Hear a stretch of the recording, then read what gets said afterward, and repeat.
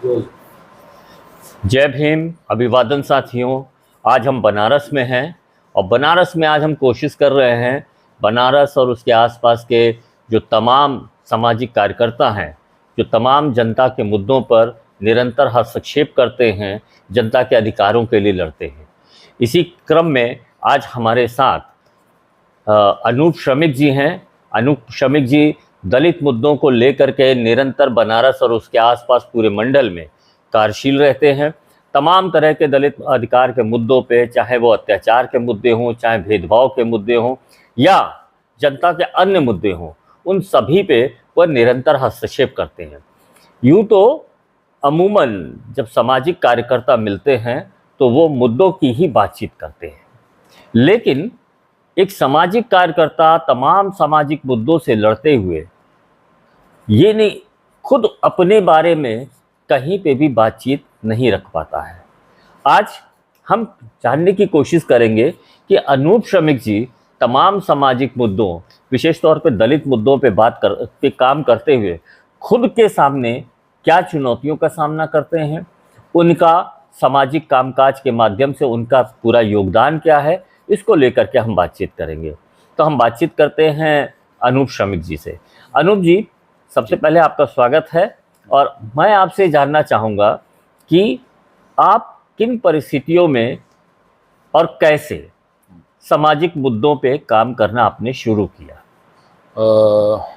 2004 में मैंने as a research scholar PhD में एनरोल लिया था। रुको रुको रुको, शायद राम जी। मैं डॉक्टर अनूप श्रमिक हूँ, सोशल और पॉलिटिकल एक्टिविस्ट हूँ और सामाजिक सेक्टर में आने से पहले मैं 2004-05 में पीएचडी में एनरोल्ड हुआ था पूर्वांचल विश्वविद्यालय से, और प्रोफेसर अपर कास्ट के थे और उनसे उस दौर में राजीव गांधी फेलोशिप शुरू हुआ था। लगभग 2 लाख रुपए का मेरा फेलोशिप रिकमेंड हुआ था और आने के बाद वो पैसे की मांग करने लगे कि हम उसको ले पैसा आप 50,000 रुपये दीजिए तो हम आपको इस तरह रिलीज करेंगे। तो वो जो लड़ाई हमारी उनके शुरू हुई और उस लड़ाई में मैं पीएचडी तो उस समय नहीं जमा कर पाया, लेकिन मैं एक्टिविस्ट 2 साल में हो गया। कैसे आरटीआई फाइल करते हैं, कैसे कमीशंस को चिट्ठी लिखते हैं, और धीरे धीरे मैं वो सीखने लगा। तो 2006 से लेकर 2008 एक लंबी लड़ाई रही।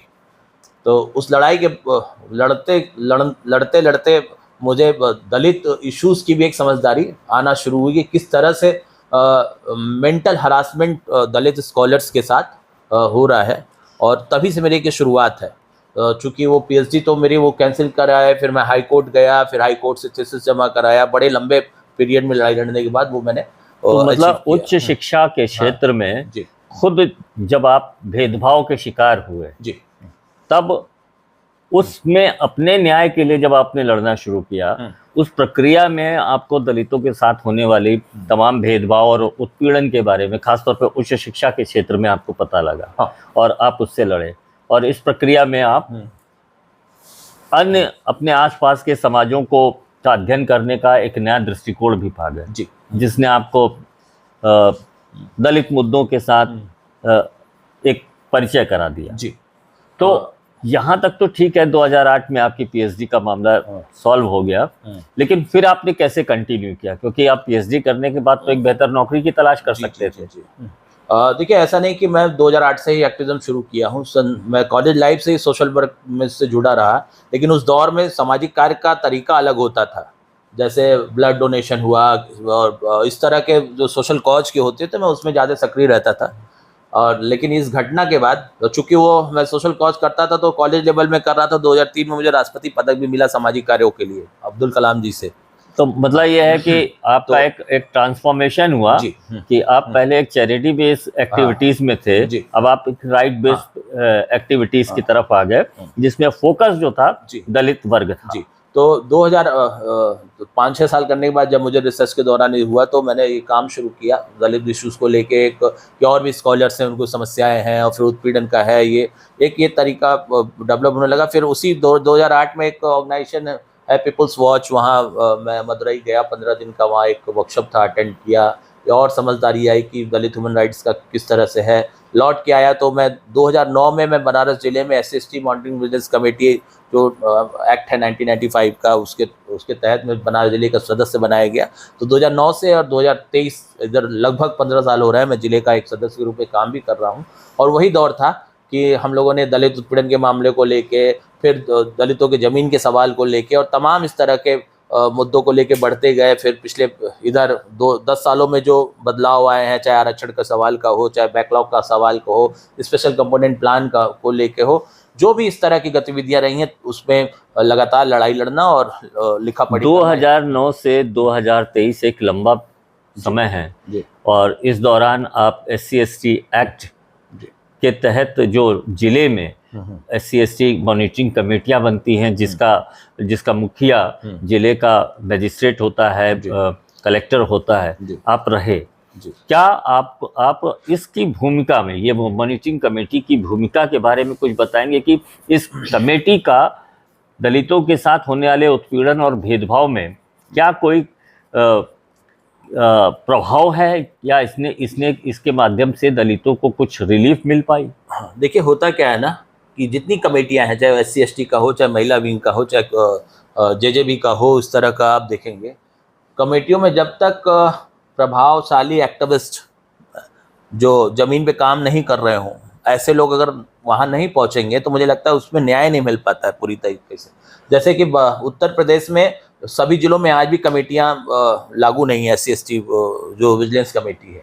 अच्छा, जहाँ लागू है वहाँ कोरम पूरा है, 3 तिमाही पे होता है। कम से कम हम लोगों ने यहाँ पे ये किया कि पहले ये कह देते थे इतने लोगों को हमने राशि दिलवाई है और पहले केस का इतना होता है उसमें इतना दिलवाया, तो हम लोगों ने मुआवजा दिलाया।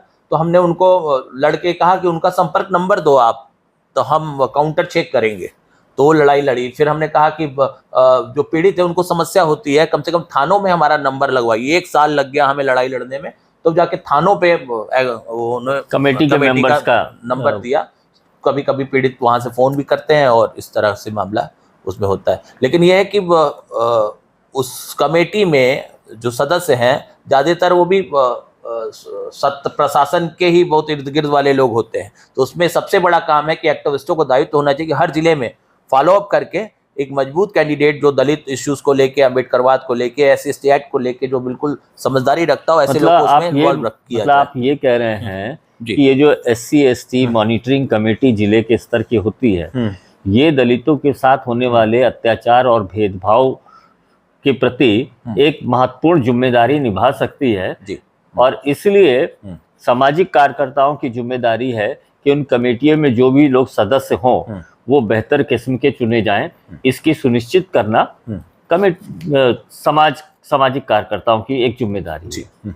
अच्छा, एक चीज बताइए, अभी क्या स्थिति है बनारस में दलितों के साथ होने वाले भेदभाव और उत्पीड़न के मामले की?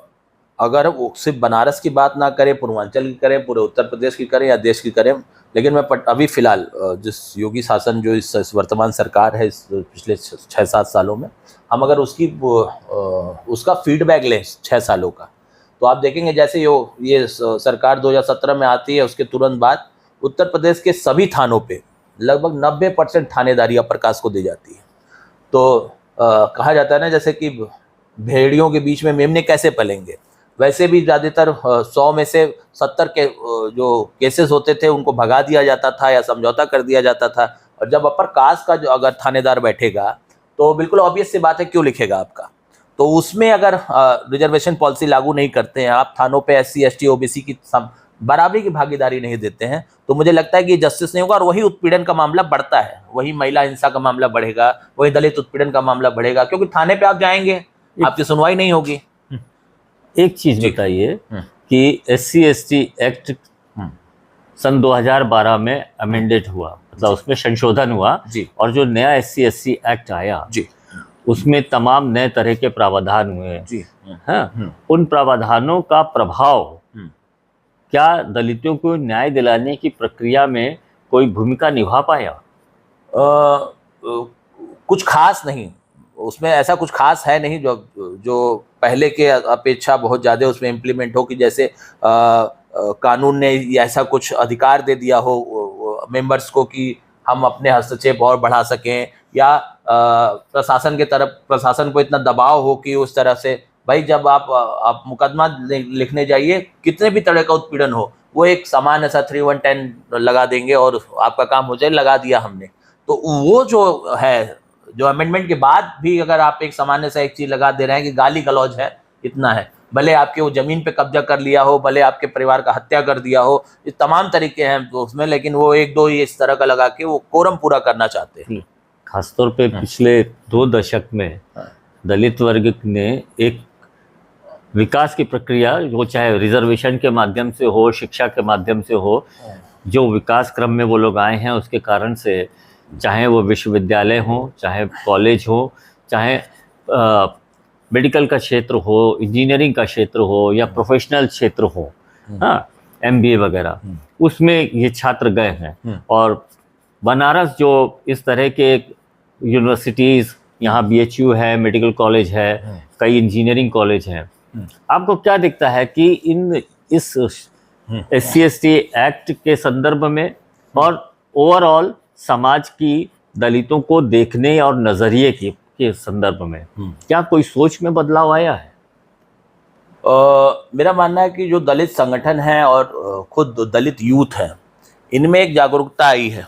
अच्छा। इनमें एक वो आप पॉलिटिकल रिफॉर्म कह लीजिए या सोशल रिफॉर्म कह लीजिए, पहले की अपेक्षा थोड़ा बड़ा है, लेकिन सरकार के तरफ से अगर अपेक्षा करते थे कि जैसे बैकलॉग भर देने चाहिए, वो बैकलॉग खाली हैं, और इस तमाम तरीके के यूनिवर्सिटीज़ में प्रोफेसर्स के पद अभी भी वो 97%, 96% पे अपर कास्ट का कब्जा है।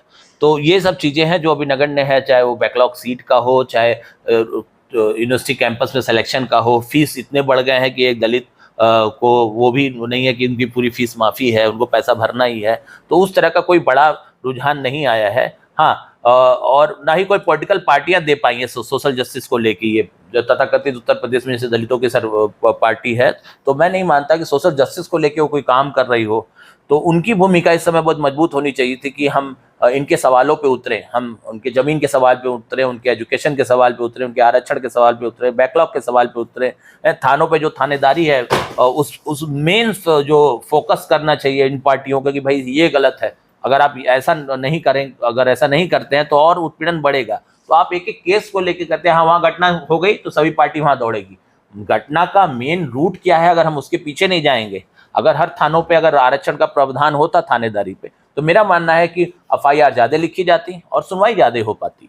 जी, एक चीज़ में, आपका BHU है और इस तरह के तमाम बड़े उच्च शिक्षा के संस्थान हैं, आपके BHU से भी अक्सर ही खबरें आती हैं कि वहाँ जो दलित वर्ग के टीचर्स हैं, प्रोफेसर हों, एसोसिएट प्रोफेसर हो, असिस्टेंट प्रोफेसर हों, उनके साथ भी तमाम तरह की उत्पीड़क कार्रवाई जातिगत कारणों से होती है। इसको ले करके आप लोगों की तरफ से कोई पहलकदमी होती है क्या?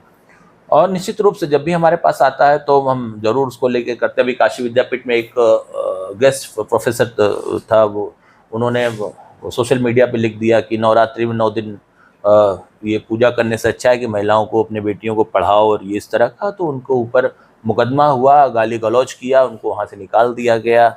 हम लोगों ने उसको भी लेके लिखा पढ़ी किया। अभी अम्बेडकर जयंती पे ही काशी विद्यापीठ की एक महिला प्रोफेसर जो अपर कास्ट की थी, वो चमार उमार लिख दी थी, वो फिर उसने तुरंत हटाया, और उसके बाद भी लोगों ने मुकदमा उनके ऊपर करने के लिए दबाव बनाया, हालांकि हुआ नहीं। तो ऐसे ढेर सारे केसेस हैं, BHU के हैं, अभी लखनऊ में यूनिवर्सिटी में हुए। तो जितना हो सकता है हम उसके लिए करते हैं। और ये होना पहले देखिए, ये जो हो रहा है आज के दौर में कि मानसिक उत्पीड़न जो प्रोफेसर्स का है यूनिवर्सिटी कैंपस में या अन्य डिपार्टमेंट में है, ये कोई ऐसा नहीं है कि अचंभित करने वाला है। इस सोसाइटी की मानसिकता ही ऐसी थी पहले कि क्या आपको लगता है पिछले 1.5 दशक में एक बदलाव दिखता है कि जहाँ कहीं पे भी दलितों के साथ भेदभाव होता है या अत्याचार होता है, तो उसका एक मजबूत प्रतिरोध सामाजिक आंदोलनों के द्वारा किया जाता है? SC/ST एक्ट में जब बदलाव सरकार ने किया था, माननीय सुप्रीम कोर्ट ने उसमें बदलाव किया था, जो एक 2018 2 अप्रैल का जो जनसैलाब था, वैसा मुहिम और वैसा मूवमेंट फिर दोबारा इधर 5 सालों में हम मुझे देखने को नहीं मिला, और ना ही उन सवालों पे, ऐसा नहीं कि उत्पीड़न नहीं होते हैं, जो सामने आ गए तो हमको मालूम होता है अच्छा दलित उत्पीड़न हुआ है, बलात्कार हुआ है, तो फॉलोअप होता है, कुछ लोग लिखते हैं, कुछ लोग पढ़ते हैं, 10-20 लोग मिलने जाते हैं, 1-2 दिन प्रोटेस्ट होता है, बंद हो जाता है। लेकिन ओवरऑल जो होना चाहिए दलित उत्पीड़न के सवाल पे, जमीन के सवाल पे, बैकलॉग के सवाल पे, जो एक सामाजिक आंदोलन खड़ा हो जाना चाहिए था, वो मुझे होता दिख नहीं रहा है। एक चीज बताइए, आप निरंतर आंदोलन में हैं जी, और बहुत पूरी सक्रियता के साथ है, न सिर्फ दलित आंदोलन तक आपके पहलकदमी या हस्तक्षेप सीमित है, बल्कि समाज के अन्य वर्गों के साथ भी जब कभी भी कोई अन्यायपूर्ण कार्रवाई होती है तो आप मजबूती से उसके साथ खड़ा होते हैं। लेकिन जब आपके सामने खुद के सामने चुनौतियां होती हैं, जब आप किसी तरह के उत्पीड़नात्मक कार्रवाई के शिकार होते हैं, या आपके अपने जीवन की जो चुनौतियां हैं, क्या इसमें समाज की तरफ से कोई भूमिका निभाई जाती है? देखिए, पहले की सरकारों में भी हम प्रोटेस्ट करते थे हम लोग, और तमाम मुद्दों, केवल दलित एजेंडा नहीं है, स्वास्थ्य, शिक्षा, रोजगार, तमाम सवालों पे हम उतरते थे। मैं आपको उसी सवाल का जवाब दे रहा हूँ, मैं उसी सवाल का जवाब दे रहा हूँ। लेकिन जब से ये गवर्नमेंट, नई गवर्नमेंट आई है 2017 के बाद से, और तब से प्रोटेस्ट होते थे, और हमारे ऊपर बहुत हुआ तो शांति भंग का इस तरह का होता था और छोड़ दिया जाता था। लेकिन इस सरकार में लगभग आधे दर्जन मुकदमे, चाहे एनआरसी का आंदोलन हो, चाहे वो SC/ST एक्ट को बचाने का मुहिम हो, चाहे किसान आंदोलन का हो, उन सब में लगाए गए। और कुछ साथी जो आंदोलन के साथी हैं वो निश्चित रूप से साथ देते हैं, लेकिन अगर ये कहें कि मेन स्ट्रीम कर्मचारी यूनियन आ गया दलितों का, और भी संगठन आके खड़े हो गए, तो ये उसमें उदासी मिलती, हताशा होता है, वो नहीं। तो मतलब आपका कहना है अभी भी जो वो सामाजिक कार्यकर्ता या समाज का वो छोटा सा हिस्सा जो आपके साथ निरंतर संवाद में रहता है, संपर्क में रहता है, वो जब आप खुद किसी चुनौती के सामने होते हैं, जरूरी नहीं है कि वो सरकार के किसी कदम के कारण हो सकता है कि किन्हीं अराजक तत्वों के द्वारा, अपराधी तत्वों के द्वारा, या ऐसे लोग जो दलितों के ऊपर बहुत आक्रामक होते हैं, उनके द्वारा जब भी कोई दबाव आता है तो ऐसे समय में एक छोटा सा हिस्सा खड़ा होता है। जी, हम अपने जितने आंदोलन के साथी हैं, अगर ऐसा कभी भी कुछ होता है तो एक दूसरे के संपर्क में, एक दूसरे के लिए लड़ाई मतलब के लिए हम लड़ते हैं। आप ये कहना चाह रहे हैं कि सामाजिक कार्यकर्ता, ना सिर्फ दलित सामाजिक कार्यकर्ता, बल्कि समाज के अन्य वर्गों के भी जो तमाम आंदोलन के लोग हैं, उनके बीच में एक परस्पर सहयोग का रिश्ता है। लेकिन इन सब के बाद मैं आपको फिर रोकना चाहूंगा, इन सबके बावजूद भी अगर एक ओवरऑल कॉमन एक लड़ाई भी देख लिया जाए, तो जितने एक्टिविस्टों पे हमले होते हैं या मुकदमे होते हैं, और उसको लड़ने के लिए हमें कोर्ट में जाना पड़ता है और तमाम खर्चे होते हैं, तो वो जो मदद है, या कि हम वकील का मदद दे देंगे या हम पैसे की मदद दे देंगे, आपका एक केस हम फ्री में लड़ाएंगे, तो ये इसमें भी बहुत हताशा होता है कि सोसाइटी बिल्कुल उस तरह से सामने नहीं आती। तो मतलब आपका कहने का मतलब ये है कि आप समाज के लिए लड़ रहे हैं, समाज के तमाम चीज़ों के प्रति अपने आप को जवाबदेह मानते हुए आप अपना योगदान कर रहे हैं, लेकिन अभी वो स्थिति नहीं पैदा हुई जहां समाज भी आपके प्रति एक जवाबदेही के लिए खड़ा हो। हम एक्टिविस्ट आपस में तो कर लेते हैं, लेकिन ये जो सिविल सोसाइटी सो कॉल्ड है, उनकी भागीदारी नगण्य रहती है इसमें, कि हम हैं, आप लड़िए। और अच्छा, एक चीज़ बताइए, एक लंबा, लगभग 1.5 दशक से ज़्यादा लंबा आपका सामाजिक जीवन रहा है, आंदोलनों और तमाम तरह की पहलकदमियों में, आपको कभी कुछ ऐसा आपने कोई हस्तक्षेप किया हो जिसको आप अपने जीवन का एक सबसे ज़्यादा बहुमूल्य सफलता मानते हैं कि कम से कम मेरे इस हस्तक्षेप से ये एक चीज़ तो हुई? कोई ऐसा उदाहरण है आपके पास? इस तरह से कहना तो मुझे लगता है कि कोई बड़ा परिवर्तन हुआ हो तो ऐसा तो नहीं। हाँ, ढेर सारे हैं उत्पीड़न की घटनाएं हैं, दलित उत्पीड़न की घटनाएं हैं कि मेरे हस्तक्षेप से रुक गया या मुकदमा दर्ज हो गया। इस तरह से तो दर्जनों मामले हुए हैं कि भाई किसी छात्र को लेके इस तरह कॉलेज में हो रहा हो, उनसे जाति के आधार पे भेदभाव हो रहा हो, हस्तक्षेप किया गया है, मामला सलटाया गया है। कई दलित उत्पीड़न के मामले ऐसे हुए थाने पे मुकदमा दर्ज नहीं हो रहा था, तो कम से कम ऐसे तो 50 केस है कि हम थाने पे पहुँचे या SP के पास पहुँचे, DM के पास पहुँचे, उस पर हमने इम्प्लीमेंट करवाया है। इस तरह की घटनाओं को लेके। हाँ, इतना कह सकते हैं कि ये इन तरह के मामलों, हाँ कोई बड़ा ब्रॉड कहते हैं तो बड़े बड़े आंदोलनों की बड़ी लड़ाई, बड़े सक्सेस का, जैसे अभी वर्तमान में जातीय जनगणना को लेके मैं ये कहूँगा कि हमने पूर्वांचल में 2021 में जून 2021 से लेके अभी पिछले मार्च तक, इस जो बीता है मार्च तक, हमने एक बड़ा अभियान चलाया और एक ये प्रश्न खड़ा कर दिया पूरे उत्तर प्रदेश में, पूर्वांचल में प्रश्न खड़ा कर दिया कि छोटी पार्टियां भी कहने लगी, छोटी पार्टी क्या, इवन समाजवादी पार्टी ने अपने मैनिफेस्टो में रखा और एक बड़ा एक व्यापक रहा उसका असर। मैं ये नहीं कहूँगा कि हमारे चलते हुआ, लेकिन एक बड़ा अभियान हमने चलाया, सैकड़ों बैठकें और दर्जनों सभाएं, बड़ी बड़ी सभाएं की, हजारों लोग उपस्थित हुए। तो एक सवाल हमने बना दिया, विपक्ष को भी हमने सवाल दिया और सत्ता पे भी एक प्रश्न छोड़ दिया। तो ये मुझे लगता है कि एक बड़ा अचीवमेंट रहा है इधर पिछले 1-2 सालों का, कि जातीय जनगणना के सवाल को हमने मुखर किया, उत्तर प्रदेश को लेके, और उत्तराखंड भी गए और बिहार भी गए। तो एक ये प्रश्न बड़ा रहा कि इस सवाल को हमने समाज के सामने और विपक्ष के सामने रखा। तो ये थे अनूप श्रमिक, जिन्होंने इनकी पूरी बातों से जो निकल के आ रहा है, तो पहली बात तो यह है, जैसे ऐसा माना जाता है सामाजिक आंदोलन और मीडिया ये सरकार के स्थायी आलोचक होते हैं, और यदि अनूप श्रमिक जी को देखा जाए तो एक सामाजिक कार्यकर्ता के बतौर वो अपनी भूमिका को बेहतर से बेहतर निभाने के लिए निरंतर प्रयासरत है। और जैसा कि एक जो समाज के बीच में अक्सर ये रहता है कि दलित आंदोलन कहाँ है, दलित आंदोलन के लोग कहाँ हैं, वो उन सवालों को खड़े करने वाले लोगों के लिए अनूप श्रमिक जैसे लोग एक बड़ा जवाब है। वो निरंतर सामाजिक आंदोलन में अपनी भूमिका निभा रहे हैं। वो ना सिर्फ दलितों के अत्याचार और उत्पीड़न और भेदभाव के ही खिलाफ सवाल नहीं खड़ा कर रहे हैं और अपनी भूमिका निभा रहे हैं, बल्कि उससे आगे जा करके वो दलितों के एक संपूर्ण विकास क्रम के बारे में भी बात कर रहे हैं। जाति जनगणना जैसे सवालों को खड़ा कर रहे हैं। जाति जनगणना के पीछे जो मुख्य उद्देश्य है कि यदि सभी समाजों की आर्थिक सामाजिक परिस्थिति का एक स्पष्ट आंकलन सामने आ जाएगा तो किस समाज को कितने सहयोग की ज़रूरत है, इसको लेकर के सरकारें अपनी नीति और योजनाओं पर बेहतर ढंग से एक अच्छा कार्य कर सकती है। तो और जो चुनौती है, एक सामाजिक कार्यकर्ता जो अपना पूरा जीवन और लगभग दिन का 24 घंटे समाज के प्रति समर्पित करता है, उसके सामने उसकी खुद की चुनौतियां भी रहती हैं, उसकी खुद की असुरक्षाएं भी रहती हैं। और यदि सामाजिक कार्यकर्ता सड़क पे उतर के निरंतर काम कर रहा है तो निश्चित तौर पे समाज के अंदर एक चहलकदमी रहती है, एक सुगबुगाहट रहती है, और समाज की आवाज़ को जोड़ने के लिए सामाजिक कार्यकर्ताओं की बहुत बड़ी भूमिका भी होती है।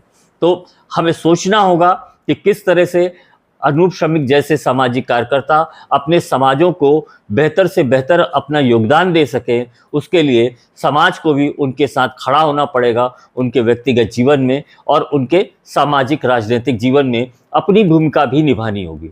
इसी के साथ अनूप श्रमिक जी से हमारी बातचीत हम यहाँ समाप्त करते हैं। उम्मीद करते हैं उनके साथ निरंतर बातचीत होगी और हम उनके नए नए पहलू आपके सामने लाने में सफल होंगे। धन्यवाद। जय भीम।